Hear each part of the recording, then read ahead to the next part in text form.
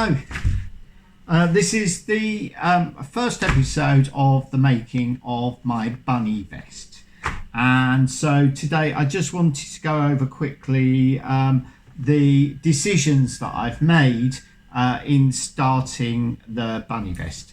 So first of all, I'm working from this pattern or this chart, and which is the chart for the hair blanket.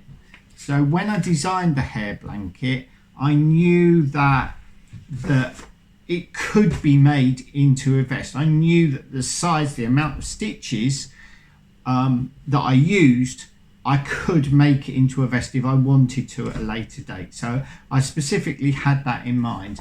The reason for that was because when I knitted my initial hair, it was for Atlas's blanket, which is absolutely huge, and people were asking for Atlas's blanket, and so I decided to make a smaller blanket because it was so huge and it had the name Atlas on it. So that was the design that I came up with, but I specifically made it so that it was vest size in terms of stitches. There is an anomaly between the amount of stitches on that and the shape pattern that I'm using, which is the shape pattern for my swallows vest, which I haven't got here. It was around, I was wearing it earlier.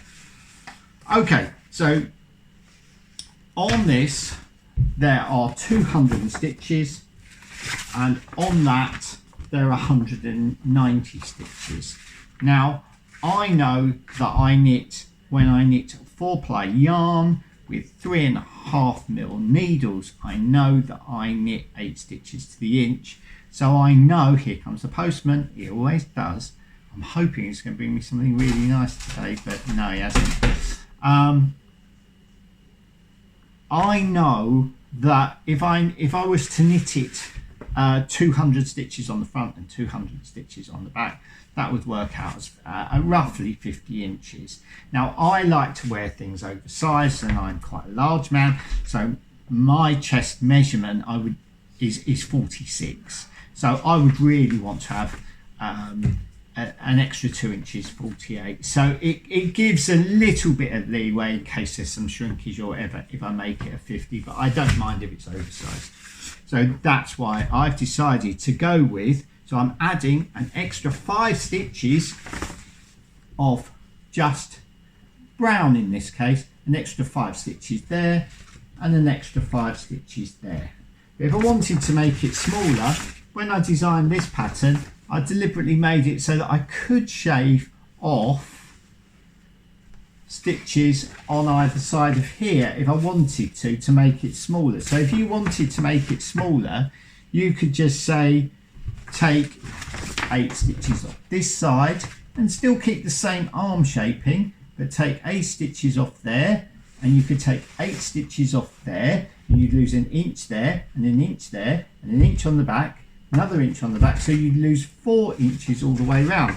So that would give you a 46-inch chest. And then if you wanted to make it smaller again, you'd probably need to do some swatching, but you could use smaller needles. So you could use perhaps 3mm needles with the same size yarn, and that would bring the size down again. So you've got options if you want to make it smaller. Okay, so that was the first thing that I had to do. I had to decide. So I cast on 400 stitches, and I cast them on with 3.25mm, and I knit the rib in on the 3.25mm needles before, when I went on to the main body, I swapped up to the 3.5mm needles. And then the other decision that I had to make, because I was thinking quite a lot in terms of what I would put on the back. And like, for instance, in the olden days, I used to put just stripes on the back and give myself an easy time. but these days I try to make the back as interesting as the front. And I was thinking about doing the swallows on the back and doing the bunny on the front. And at one point I did contemplate a fox. The reason that I didn't decide to create a fox pattern was because the bunny is quite large and stretches from one side to the other of the garment. And all my fox designs, because the fox tail's quite big, so all the fox designs that I initially sketched out, the fox was smaller than the rabbit, and I wasn't happy with that. So I thought, well, no, I'll just stick with the rabbit on the front. I'm still contemplating for a long time doing that on the back, and then I thought, no, for speed, I will just do Fair Isle on the back. So I'm just making it up as I go along, and I've done videos about freestyle knitting Fair Isle. If you want to watch those, you can watch those. They're on YouTube. And what it does for me is it gives me a break, because on the front I am meticulously following the pattern, and I cross off each row as I go, and so I know exactly who I've been. I'm going to show you up close, because you can see that I don't cross through the whole row, I just cross through the dark parts. So you can see that there. There's a hair stick to the sellotape, but there you are. So I cross through the dark parts. So as when I finish a row, I put the pencil line across, generally, most of the time. And it takes concentration when you're working this way. So so for instance, I might start here, and I might say I've got to knit 7 stitches of the brown, and then I've got to knit another 7 of the, and then so I'm working that way across, and then I come back and I'm working that way across, and that takes concentration. What the off-piste Fair Isle on the back, it doesn't need any concentration, because I knit a row, so I might go 11 grey, 1 green, 11 grey, 1 green, and that's all I've got to think about. And then the following row, I think, well, what am I going to put on top of the 11 1? So I might say, oh, I know, I'm going to go 3 9 3 9, and so each row I just decide what I want to do. And then what I might do when I get to a certain point is look back at these rows, and I might copy them, or I might mirror them. So at the moment I'm just freestyling on the back. I'm not really bothered. The back will sort itself out.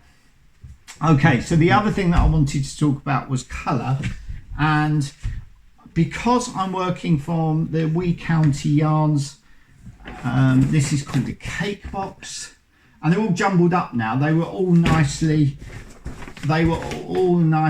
in gradients in there, but I've jumbled them up. So because I'm working from that, there are certain colours potentially in this box that I'm not going to use for this project. So the brights, I'm not going to be using the brights particularly.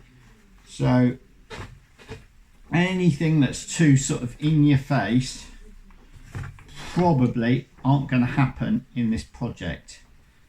So I'm thinking that it's going to be more sort of subtle colours. But what I did was, because I got in a very confused state, because there's so many colours, but also I know I've got to worry about tonal considerations. So did I want the background lighter or darker than the foreground? So I did a number of different paintings, and there's a little clip, I think it's on Instagram, it's probably on everything, a little clip of me where I talk about those colour considerations. And what I did was I painted 3 canvases, and just because I had them to hand. So there were 3 canvases, all the same size, they were in a pack.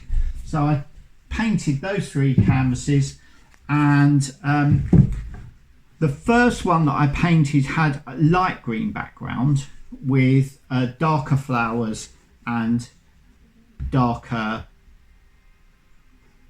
foliage and the darker hair, and I didn't really like the way that that was looking, so I swapped it round. So for the second painting that I did, which is around somewhere, I did a dark background with, so it was like this really, but with a dark background, but without the snowfall.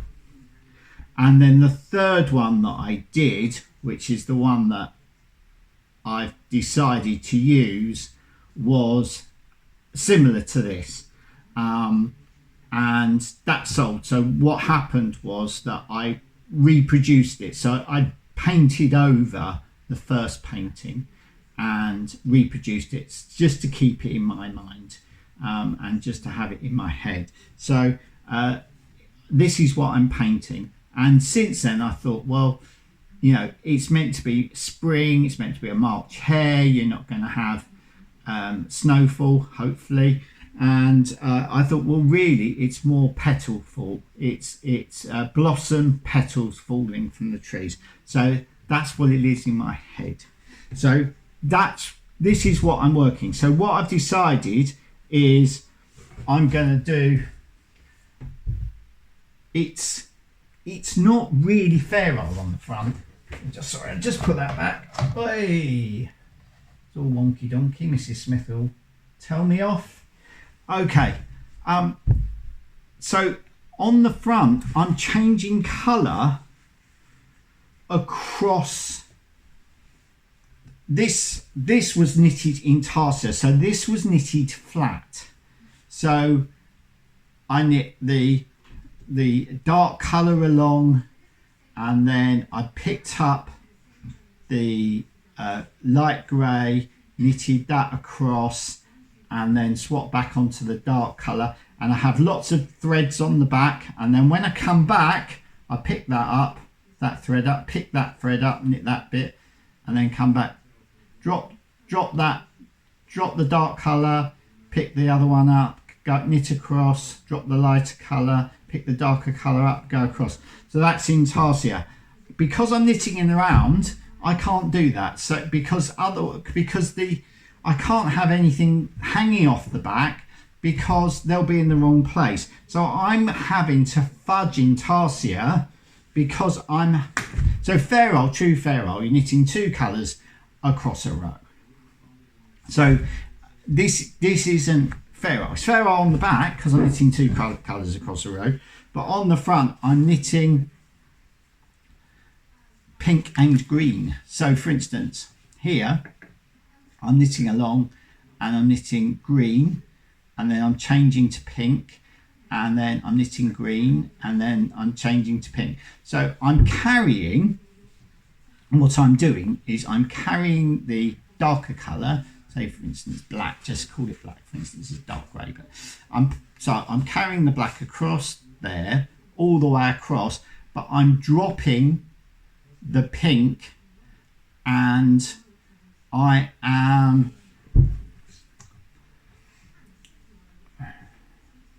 picking up the green, but as I go along, I'm generally the ends are being knitted in as I'm going along. So let me find. So for instance, so I'll knit the green, and then there I'll knit the end of the green in and start the pink. And the thing is, I don't think it's difficult to see where I've done it. And one of the methods that I'm using to do that, because I'm not knitting backwards and forwards, I'm knitting in and around. So one of the methods that I'm doing is I'm taking off a piece of yarn, So like that, and I'm just about to run out of space. So I'll stop there for now, and I'll come back and do a part 2 on another day and tell you how I'm using the yarn. Thanks.